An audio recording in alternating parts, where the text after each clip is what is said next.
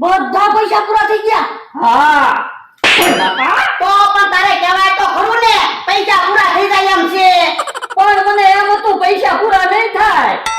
ભોળા દાદા આપણી ભૂલ છે. આપણે આને બધા પૈસા રાખવા નહોતા આપવાના. ના પૈસા પાછા રાખવાના હતા. પણ આપણને થોડી ખબર હતી આ બધા પૈસા પૂરા કરી નાખશે. પણ મેં પહેલી વાર એટલા બધા પૈસા જોયા તો મને તો એમ હતું પૈસા પૂરા જ નહીં થાય.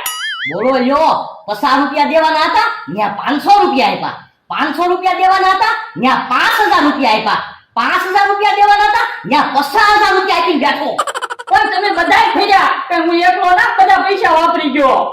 પણ તારે પહેલા તો કહેવાય ને પૈસા પૂરા થવા આવ્યા છે તો આપણે વહેલા વાળીએ તો વૈયા જાય. તો મારી ભૂલ થઈ ગઈ. ભૂલ થઈ ગઈ એમ નહીં આવે. આજનું હોટલનું બિલ દેવાનું છે બાકી છે. પણ આપણે વાળીએ ક્યાં પહોંચશું? એ કામ કરવી, હાલો બધા ભાગવી. પણ બધા ભાગશું તો ખબર પડી જાહે એક એક સટકી જાવી.